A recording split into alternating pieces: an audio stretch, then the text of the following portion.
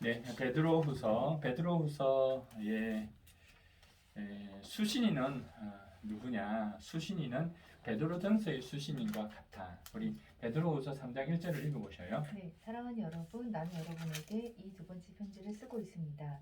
이 두 편지로 나는 여러분의 기억을 되살려서 여러분의 순수한 마음을 일깨우려고 합니다. 네, 그러니까 첫 번째, 두 번째 여러분에게 씁니다. 첫 번째가 베드로전서, 두 번째가 베드로후서. 그러니까 수신인은 같아. 그 다음 지금 베드로후서를 쓸 때쯤 돼서 베드로는 죽음을 직감하고 있어요. 디모데후서가 죽음을 직감하고 있었던 것처럼 베드로 역시도 죽음을 기억하고 있었다. 직감하고 있었다. 1장 14절 읽어볼래요? 네, 우리 주 예수 그리스도께서 나에게 보여준 대로 내가 육신의 장막을 벗을 때가 멀지 않음을 나는 알고 있기 때문입니다. 예, 알고 있대요. 뭘 알고 있대요? 육신의 장막을 벗을 때가 멀지 육신의 않음을. 장막을 벗을 때가 멀지 않았음을 지금 알고 있다. 이 상황 속에서 베드로 전서의 수신인인 그들에게 지금 두 번째 편지를 쓰고 있다는 겁니다. 그럼 이 전체 내용이 뭐냐? 전체 내용은 크게는 두 가지를 생각하면 돼요. 첫 번째는 뭐죠? 하나님과 예수를 더욱 알아가자. 하나님과 예수 그리스도 알아가자. 그리고 두 번째로는요? 그리스도 예수에 대한 지식과 그의 은혜 안에서 자라나자. 예, 그러니까 이게 머물러 있지 마라. 신앙은 이제는 머물러 있는 더 알고 그 다음에 더 자라가라 하는 게 베드로후서의 내용이에요. 자, 그러면 좀 구체적으로 예수 그리스도, 하나님과 예수 그리스도를 알아가라고 하는데 그분이 어떤 분이신가가 나와요. 자, 보세요. 1장 3절부터 3절을 한번 읽어볼까요? 네, 하나님께서는 우리가 3절, 4절. 네, 하나님께서는 우리가 그를 알므로 말미암아 생명과 경건에 이르게 하는 모든 것을 그의 권능으로 우리에게 주셨습니다. 하나님은 우리를 부르셔서 그의 영광과 덕을 누리게 하신 분이십니다. 그는 이 영광과 덕으로 귀중하고 아주 위대한 약속들을 우리에게 주셨습니다.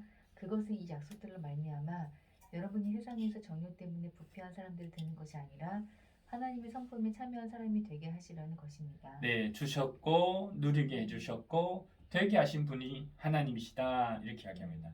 그렇다면 이제 세 번째로는 그러면 어떤 성도가 되어야 되느냐 하는 거죠. 우리가 잘 아는 말씀인데 1장 5절에서 7절입니다. 어떤 성도가 되어야 되느냐? 그러므로 여러분이 열성을 다하여 여러분의 믿음에 덕을 더하고 덕에 지식을 더하고 지식에 절제를 더하고 절제에 인내를 더하고 인내에 경건을 더하고 경건에 신도 간의 우애를 더하고 신도 간의 우애에 사랑을 더하도록 하십시오. 네, 그러므로라는 단어가 중요하죠. 그러므로 우리는 이렇게 살아야 된다.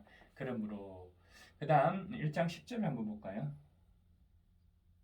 네, 그러므로 형제자매 여러분 더욱더 힘써서 여러분이 부르심 받은 것과 택하심 받은 것을 굳게 하십시오. 그러면 여러분은 넘어지지 않을 것입니다. 네, 그러므로 어떻게 하라고요? 그러므로 부르심을 받은 것과 택하심을 받은 것에 굳게 하십시오. 이렇게 이야기합니다. 두 가지를 이야기하고 그 결과는 어떻게 됩니까? 1장 10절 넘어지지 않을 겁니다. 11절에는요. 영원한 나라에 들어갈 충분한 자격을 갖추게 될 겁니다. 라고 이야기를 합니다. 그러면서 이제 16절을 한번 넘어가 보면 이제 베드로가 무슨 이야기를 하냐면 16절 한번 읽어볼래요? 네, 우리가 여러분에게 우리 예수 그리스도의 권능과 재림을 알려드린 것을 교묘하게 꾸민 신화를 따라서 한 것이 아닙니다. 우리는 그의 위엄을 눈으로 본 사람들입니다. 그러니까 이제 베드로가 그리스도의 권능, 재림에 대해서 이야기했는데 이건 신화가 아니라는 거죠. 우리는 직접 봤다는 건데 17절에 보면 그 한 사건을 예를 들고 있습니다. 이는 내 사랑하는 아들이요 내가 좋아하는 아들이다. 이거 어떤 사건이죠?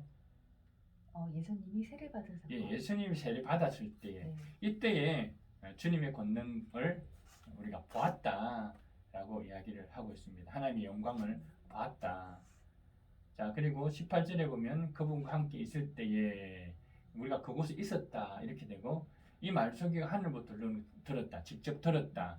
우리가 지금 이야기하는 건 신화가 아니다. 직접 본 것을 이야기한다. 그리고 또 한 가지 근거는 뭐냐면 말씀이에요. 말씀. 그게 계명, 말씀 이걸 이야기하는데 19절에 보면 이 예언의 말씀에 주의를 기울이는 것이 좋습니다. 이렇게 나오죠. 19절 앞에도 또 우리에게는 더욱더 확실한 예언의 말씀이 있다. 예수 그리스도에 대한 이야기는 말씀은 이미 예언을 통해서 예언서를 통해서 이야기해 주신 약속이다라는 거죠. 이걸 근거로 해서 우리가 이야기하는 것은 헛된 신화가 아니다, 허상이 아니다 하는 것을 베드로가 좀 설명하는 부분이고, 그다음 2장부터 넘어와서는 중요한 부분인데요. 당시에 거짓 교사들이 나타났고 또 거짓 교사들의 패단이 좀 컸어요. 그래서 아주 신랄하게 거짓 교사들에 대한 비판을 하게 되는데 그게 2장입니다. 이 2장에 결론이 있습니다. 결론. 이 2장 전체의 결론은 거짓 교사들에 대해 이야기하고 있지만 뭘 이야기하느냐고 하면은 2장 9절인가요? 한번 읽어보세요. 주님은 경건한 사람을 치료해서 건져내시고 불의한 사람을 벌하셔서 심판날까지 가두어 주실 줄을 아십니다. 네. 자, 경건한 사람은 시련에서 건져내시고 불의한 사람은 벌하신다는 거예요. 심판날까지 가두어 주실 줄을 아십니다. 그러니까 어떻게 하라고? 지금 고난이 있지만 어떻게 고난을 잘 이겨내라는 거예요. 이 말을 하고 싶은 겁니다. 됐죠? 네. 자, 그리고 나서 이제 3장으로 넘어와 보세요. 3장으로 넘어와서는 이 두 번째 편지 아까 읽었잖아요. 3장 한번 다시 읽어볼래요? 네, 사랑하는 여러분, 나는 여러분에게 이 두 번째 편지를 쓰고 있습니다. 두 편지로 나는 여러분의 기억을 되살려서 여러분의 순수한 마음을 일깨우려고 합니다. 예, 왜 이 편지를 두 번째 베드로후서라는 편지를 쓰게 된 이유는 여러분의 순수한 마음을 일깨워 주려고, 또 2절에는 여러분의 기억 속에 되살리려는 것이다. 앞에 보면 조금 더 보면 주님이신 구주께서 여러분의 사도들을 시켜서 주신 계명을 여러분의 기억 속에 되살리려고 내가 베드로 후서를 쓰고 있다라고 이야기하는데, 더 구체적인 내용이 이제 3장 3절 4절 쭉 나오는데, 이 구체적으로 뭘 리마인드 다시 생각나게 해줄 거냐 하는 것은 예수님께서 이미 예수님의 재림에 대한 약속을 이야기해 주셨다는 거죠. 예수님이 네. 다시 오실 거 말씀해 주셨다는 거죠. 두 번째는 뭐냐면요, 또 그 재림은 언제 올 거다? 도적같이 올 거라는 것도 말씀해 주셨어요. 그죠?